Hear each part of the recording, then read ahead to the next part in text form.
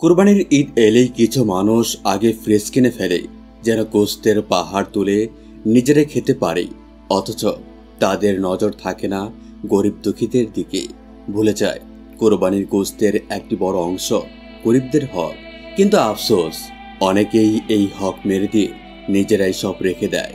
যারা আল্লাহর বিধান অমান্য করে, যারা কুরবানির প্রকৃত উদ্দেশ্য বলে গিয়ে শুধু পেট ভরানোর জন্য পশু জবাই করে, তাদের জন্য আল্লাহর শাস্তি অনিবার্য। আমরা অনেক ঘটনা দেখেছি কিভাবে এই অন্যায়ের ফল আল্লাহ নিজ হাতে দিয়ে থাকেন। এমন শাস্তি যা শুধু সেই ব্যক্তির জন্য নয়, পুরো সমাজের জন্য এক কঠিন শিক্ষা হয়ে দাঁড়ায়। এই শিক্ষা যেন চোখে আঙ্গুল দিয়ে দেখিয়ে দেয় আল্লাহর হুকুম অমান্য করলে ফল কতটা ভয়াবহ হতে পারে। তাই আল্লাহর ওয়াস্তে অনুরোধ করছি, যারা এখনো কোরবানির গোশত ফ্রিজে ভরে রেখেছেন আর গরিবদের বঞ্চিত করেছেন, তারা আজই নিজের ভুল শুধরে নিন। হতে পারে এই ভিডিও আপনার জন্য চিরস্থায়ী শিক্ষা হয়ে থাকবে। হয়তো এই কয়েক মিনিট সময় ব্যয় করেই আপনি ভবিষ্যতের আযাব থেকে রক্ষা পেতে পারেন। রোকেয়া একজন মধ্যবয়সী গৃহবধূ। তার স্বামী শহরের একটি প্রাইভেট কোম্পানিতে চাকরি করেন। ঈদের সময় তিনি গ্রামের বাড়িতে আসলেও চাকরির চাপে এবার কুরবানির দিন সকালেই ফিরে যেতে হয়। ফলে কুরবানির গোশত বন্টনের সম্পূর্ণ দায়িত্ব এসে পড়ে রোকেয়ার উপর। তিনি দায়িত্বটি গুরুত্ব সহকারে নিচ্ছেন। তবে এক গোপন অভিসন্ধি নিয়ে এ বছর 3টি বড় গরু কুরবানি হয়েছে, একটি স্বামীর, একটি দেবরের এবং একটি যৌথভাবে পরিবারের অন্য সদস্যদের। প্রচুর গোশত হয়েছে। অন্যান্য বছর কিছুটা বিতরণ করলেও এবার রোকেয়া মনে মনে ঠিক করে নিয়েছেন সব গোশত ফ্রিজে রেখে দেবেন, কারণ বাজারে দাম বাড়ছে। আর যদি বিতরণ করেন তাহলে বছর জুড়ে চলবে না। তিনি ধীরে ধীরে সমস্ত গোশত ধুয়ে ছোট ছোট বাগে রঙিন টি পাওয়ার বক্সে ভরে রাখেন।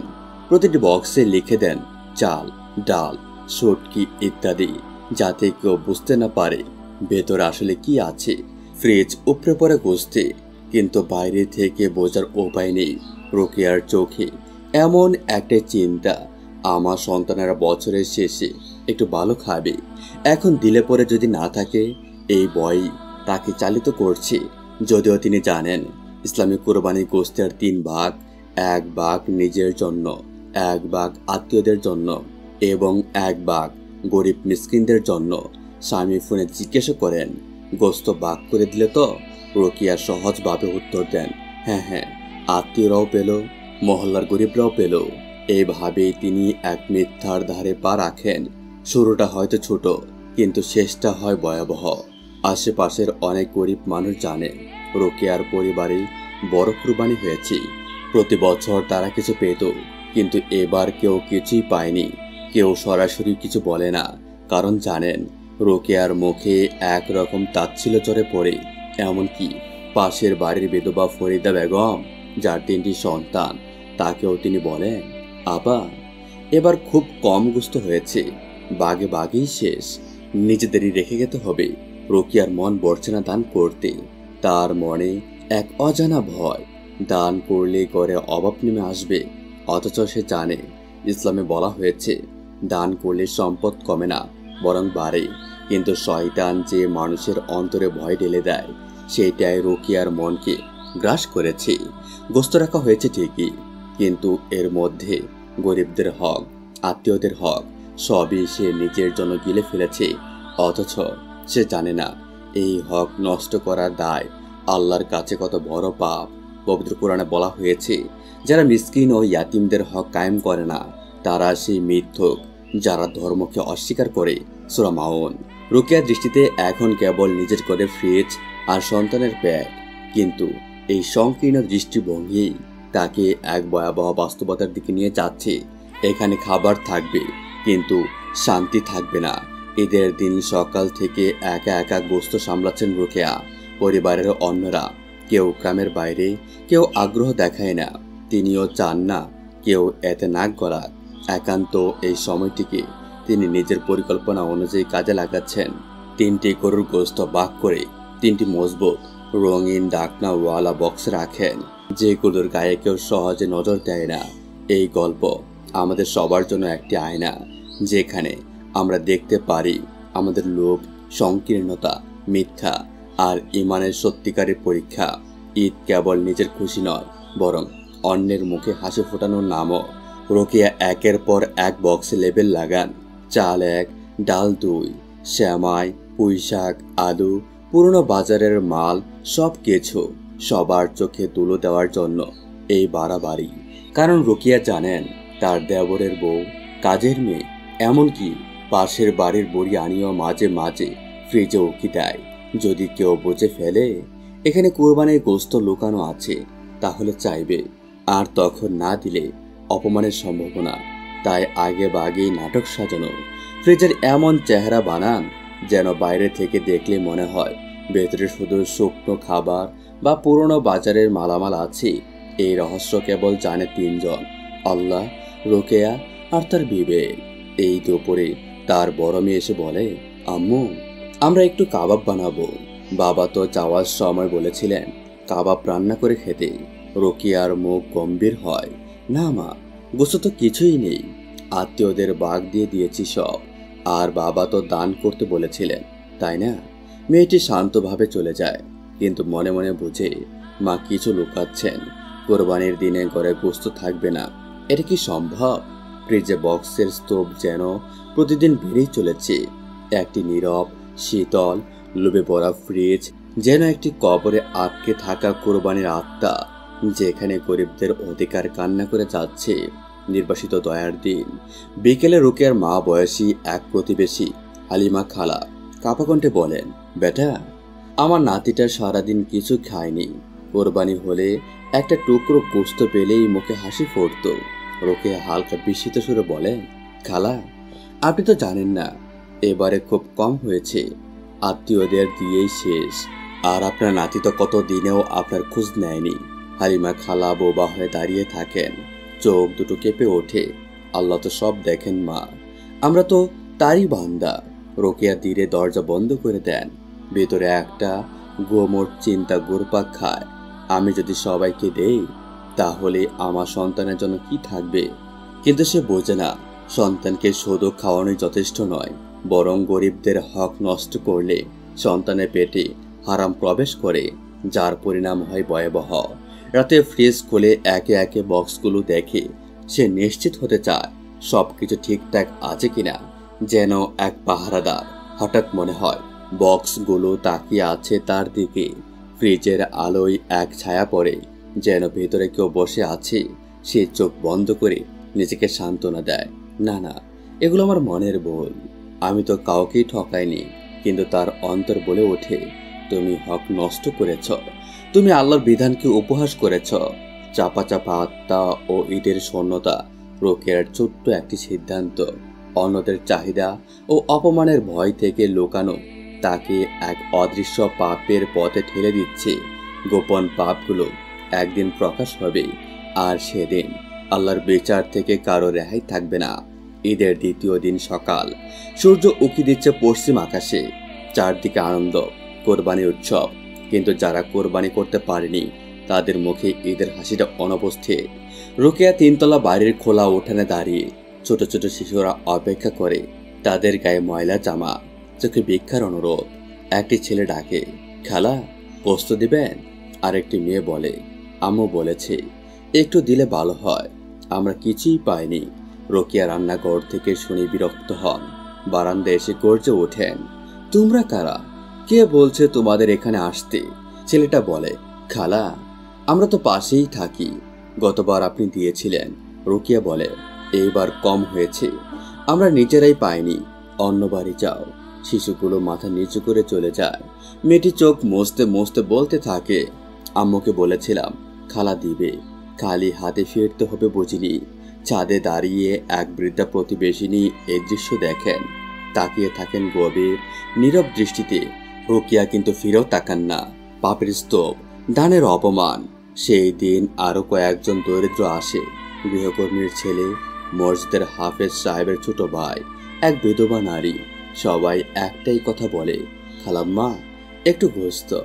রোকেয়ার একই জবাব, এইবার কম হয়েছে, তোদের মতো অনেকেই আসে, সবাইকে তো দেওয়া যায় না। ফিসফাস শোনা যায়, ঈদের দিনেও যদি না দেয় তাহলে কবে দেবে? ওদের 3টা গরু কুরবানি হয়েছে শুনেছি, সব ফ্রিজে রেখেছে। রোকেয়া নিজেকে বোঝান, ওরা জানে না আমি কত কষ্ট করি। এইসব কথা কানে নিলে চলবে না। ফোন কল ও হৃদয়ের ধাক্কা। ঈদের 3য় দিন রোকেয়ার স্বামী জামাল সাহেব ঢাকা থেকে ফোন করেন, সব ঠিকঠাক? কেউ এলো? রোকেয়া বলেন, এবার সবাই বুঝে গিয়েছে কেউ আসেনি, আমি সব কন্ট্রোলে রেখেছি। স্বামী বলেন, দান করলে বরকত হয়, তুমি ঠিক মতো দেখো। রোকেয়া হেসে বলেন, সব সময় বরকতের কথা বলো না, পরে যদি কিছু না থাকে তখন বোঝা যাবে। তবে কিছুক্ষণের মধ্যেই ফোনের স্বামীর একটি নিরীহ প্রশ্ন তার হৃদয় কাঁপিয়ে দেয়। এই যে 3টি গরু পাঠালাম, আত্মীয় স্বজন আর গরিব মিসকিনদের ঠিক মতো দিয়েছ তো? রোকেয়ার বুকের ভেতর ঢক করে ওঠে। সে নিজেকে সামনে বলে, তোমার কি মনে হয় আমি দিতে বলবো? আত্মীয়রা তো কেউ আসেনি, আর যারা এসেছে তাদের সামর্থ্য আছে, আমি বুঝে শুনে দিয়েছি। কিন্তু তার বিবেক জানে এই কথাগুলোর ভেতরে সত্যের চেয়ে ভয় বেশি, বন্ডামি বেশি। জামাল সাহেব একসময় ফোনে দিয়ে বলেন, তুমি তো জানোই কোরবানির 3 ভাগ, 1 ভাগ আত্মীয়, 1 ভাগ গরিব, 1 ভাগ নিজেদের জন্য। ফ্রিজে তুলে রাখার চেয়ে যদি বেশি দান করতে বরকত হতো আরো বেশি। রোকেয়া এবার কিছুটা বিরক্ত গলায় বলেন, তুমি ঢাকায় বসে সব বোঝো না। এখানে কত লোক আসে জানো? আমি কাউকে ডাকিনি, অশোভন হতে চাইনি। যারা দরজায় এসে ধাক্কা মেরেছে তাদের তো জোর করে দিতে পারি না। ফোনের ওপাশে নীরবতা জমে ওঠে, যেন বাতাসও থমকে যায়। তারপর জামাল সাহেব বলেন, আমার বিশ্বাস ছিল তুমি হকের বিষয়ে সচেতন থাকবে, কিন্তু তোমার কথাই বুঝছি তুমি আত্মপক্ষ সমর্থন করছো বেশি। আমি শুধু এটুকু বলি, যদি কারো হক তোমার ফ্রিজে আটকে থাকে তাহলে সেটা শুধু অন্যায় নয়, বরং কোরবানির বরকত বন্ধ করে দেয়। ফোন কেটে গেলে রোকেয়া ফ্রিজের সামনে গিয়ে দাঁড়ায়। একে একে টিপার বক্সগুলো বের করে দেখতে থাকে। তার গায়ে ঠেকানো ঠান্ডা বক্সগুলো যেন নীরব চিৎকারে বলে উঠছে, আমরা হকের কবরখানা। তার মেয়ে পাশ দিয়ে হেঁটে যায়, কিছু বলতে গিয়েও চুপ করে যায়। রোকেয়ার মনে হয় তার আচরণে পরিবারটাই যেন ধীরে ধীরে তার কাছ থেকে দূরে সরে যাচ্ছে। হঠাৎ তার চোখে পড়ে ফ্রিজের নিচে তাকটা বিছে গিয়েছে। একটি বক্সের ঢাকনা একটু ফাঁকা। খুলে দেখে গোস্ত পচে গিয়েছে, রক্ত মিশ্রিত তরল গলে পড়ছে। গোস্তের রং হালকা সবুজ। তখন মনে পড়ে ঈদের দিন রাতে কিছুক্ষণ ফ্রিজের বাইরে রেখেছিলেন বক্সটা। সেই সময় হয়তো তাপ ঢুকে গিয়েছে। রোকেয়ার আগে ফেটে পড়ে। এই জন্যই কাউকে বিশ্বাস করি না। কেউ ফ্রিজ খুলেছে, কিন্তু সে জানে এ দায় কারো নয়, এ দায় তারই। যে সব বক্সে গরিবদের হক ছিল, আল্লাহ যেন সেগুলোকেই তার করে নষ্ট করে ফিরিয়ে দিয়েছেন। ফোন আবার বেজে ওঠে। জামাল সাহেব, দেখো এখন সময় আছে, যারা পায়নি তাদের খোঁজ করো। ফ্রিজ ভর্তি রাখা আর ঈদ পালন এক জিনিস না। তুমি যা করছো সেটা আল্লাহর। রোকেয়ার আর কোনো উত্তর থাকে না, চোখ ঝাপসা হয়ে আসে। সেই রাতে রান্না করতে গিয়ে দেখে আরেকটি বক্সের গোস্তের রং অদ্ভুতভাবে বদলে গিয়েছে। ধূসর চেয়ে টক গন্ধ। হয়তো বাতাস লেগেছে, নিজেকেই বোঝায়। আরেকটা বক্স খুলে এটাও একই রকম। এবার মনে সন্দেহ ঢুকে পড়ে, 3 দিনেই কি গোস্ত নষ্ট হয়? সে দ্রুত ফ্রিজ চেক করতে শুরু করে। একের পর এক বক্স খুলে দেখে কোনটিতে পানি জমে গিয়েছে, কোনটির নিচ দিয়ে গলে পড়ছে তরল। একটি বক্স খুলতেই গা গুলিয়ে ওঠে পচা গন্ধ। তার মেয়ে বলে, আম্মু, কাল আমি একটা বক্স খুলে গন্ধ পেয়েছিলাম, ভাবছিলাম তুমি জানো। তখন রোকেয়ার মনে পড়ে ঈদের দিন রাতে বিদ্যুৎ গিয়েছিল প্রায় 2 ঘন্টা। সেই দিনই হয়তো পছন্দ ধরেছে। রোকেয়ার রাগে ফেটে পড়ে। বিদ্যুৎ অফিসের লোকগুলো জাহান্নামে যাক, মেয়েটা ফ্রিজের ঢাকনাও ঠিক মতো লাগায় না। কিন্তু সে এবারও নিজের ভুলের কথা ভাবে না। এই মাংস যদি গরিবদের ঘরে থাকতো তবে কি এইভাবে নষ্ট হতো? তার মেয়ে কাঁদোকণ্ঠে বলে, আম্মু, হাফিজ সাহেবের বাসায় দিলে ভালো হতো, ওদের তো এখন কিছুই নাই। রোকেয়া চুপ করে যায়। মেয়ের কথা যেন বুক বেদ করে গলায় আটকে যায়। সে রাতে তার স্বামী আবার ফোন করে বলেন, আজ কি রান্না হয়েছে? মাংস ঠিক আছে তো? রোকেয়া ছোট গলায় জবাব দেয়, কিছু বক্সে সমস্যা হয়েছে, ফ্রিজ হয়তো ঠান্ডা করেনি ঠিক মতো।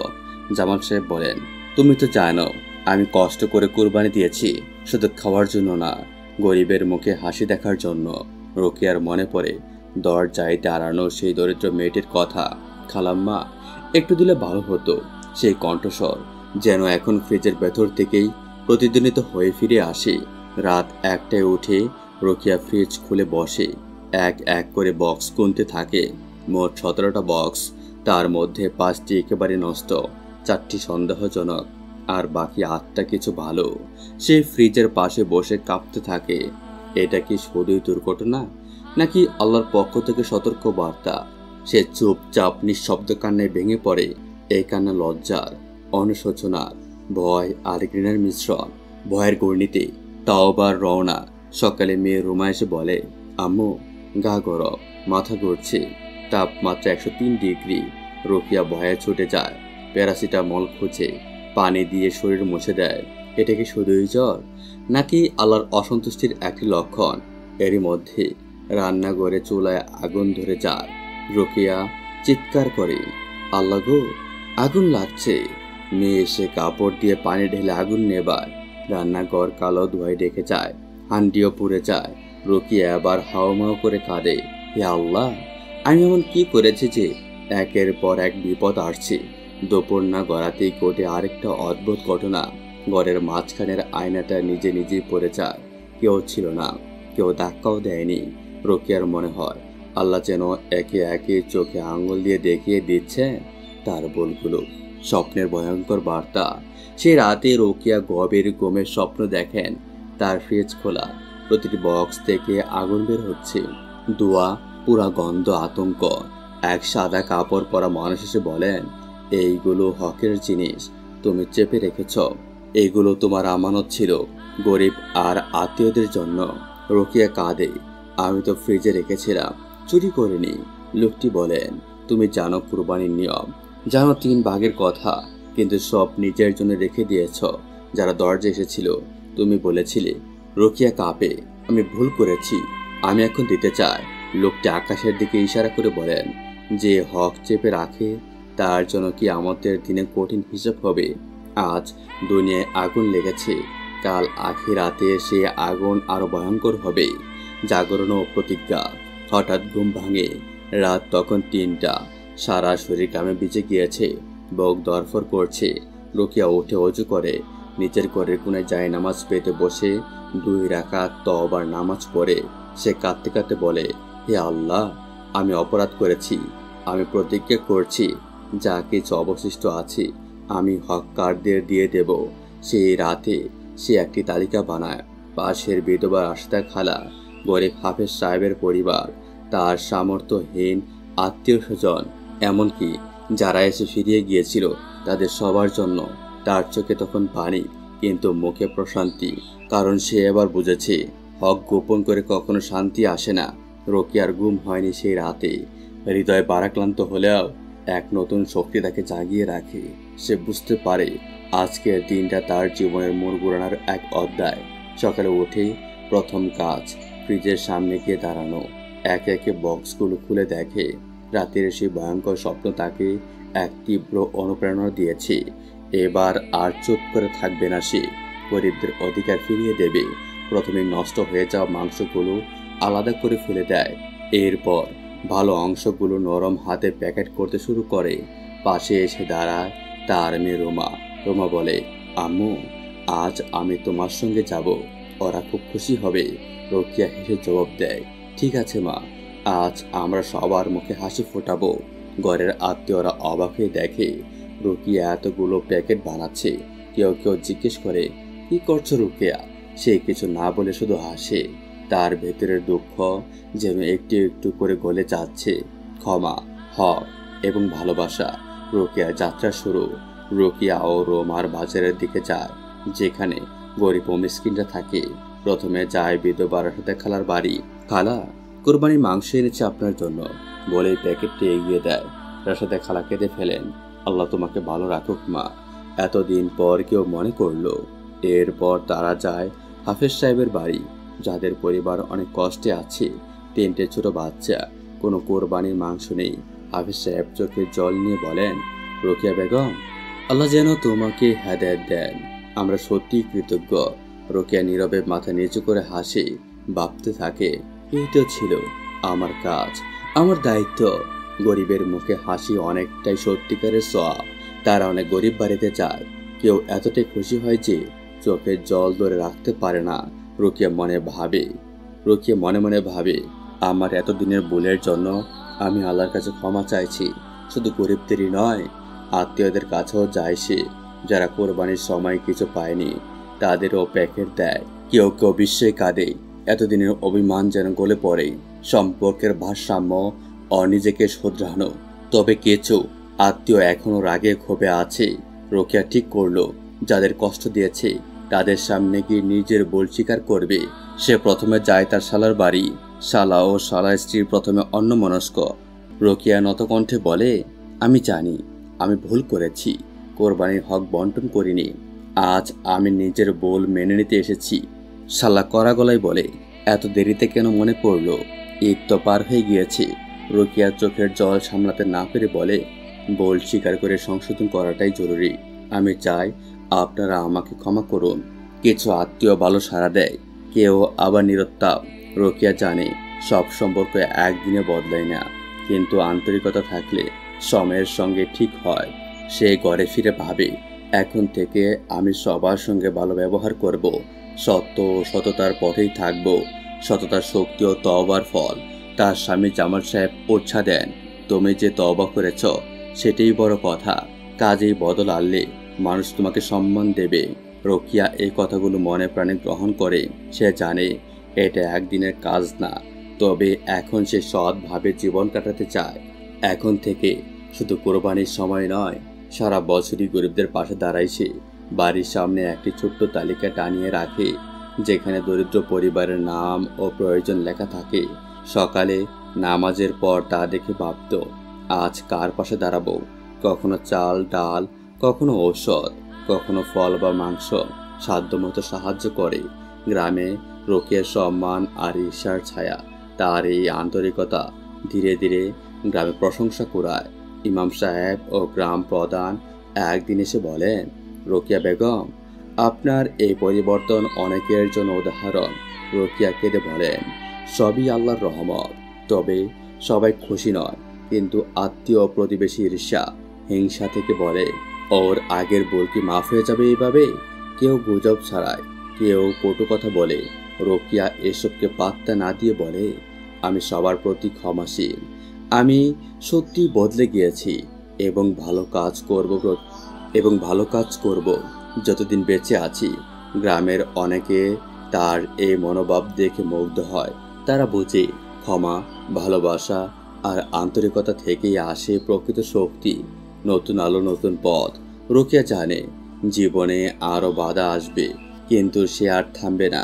সে প্রতিজ্ঞা করে, আমি যতদিন বাঁচব মানুষের হক আদায় করব, তাদের পাশে দাঁড়াবো। তার কাজ দেখে অনেকে অনুপ্রাণিত হয়, অনেকেই তার কাছে দোয়া চায়। এভাবে রোকেয়ার জীবনে আসে শান্তির আলো। গ্রামের মানুষ বুঝে ফেলে, ভুল মানুষেও সৎ পথে ফিরে এসে সমাজের আলো হতে পারে। নবীন প্রজন্ম রোকেয়ার জীবন থেকে শিক্ষা নিতে থাকে। রোকেয়া নিজেও মনে মনে বলে, ভুল করে ফেলেছিলাম, কিন্তু এবার আমি শুধু ভালো কাজে জীবনের অর্থ খুঁজব। রোকেয়ার জীবন বদলে গেলে শুধু তার পরিবার বা গরিব প্রতিবেশীরা নয়, গোটা গ্রামেই তার একটি নতুন পরিচয় করে ওঠে। যে নারী একসময় কুরবানির মাংস লুকিয়ে রাখতেন, তিনি আজ সকলকে সাহায্যের হাত বাড়িয়ে দিয়েছেন। তার এই রূপান্তর দেখে গ্রামের অনেক মেয়ের অন্তরেও পরিবর্তনের বাতাস বয়ে যায়। অনেকেই নিজের জীবনও ভালো কিছু করার সংকল্প নেয়। রোকেয়ার নিষ্ঠা, পরিশ্রম ও আন্তরিকতার গল্প গ্রামের নারীদের মুখে মুখে ছড়িয়ে পড়ে। একদিন গ্রামের নারীদের একটি সভা অনুষ্ঠিত হয়। সেখানে তারা রোকেয়ার জীবনের গল্প শুনে নিজেদের প্রতিজ্ঞা করে তারা সমাজের কল্যাণে কাজ করবে, বিশেষ করে গরিব দরিদ্রদের পাশে দাঁড়াবে। রোকেয়া সবাই নিজের অভিজ্ঞতা শেয়ার করেন। তিনি বলেন, আমি জানি ভুল করা সহজ, কিন্তু সেই ভুল স্বীকার করে নিজেকে বদলানোতেই রয়েছে প্রকৃত সাফল্য। নারীরা রোকেয়ার কথায় গভীরভাবে মুগ্ধ হয়। তারা প্রতিজ্ঞা করে তারা কাউকে অপেক্ষা করবে না, বরং সাধ্যমতো সহায়তা করবে।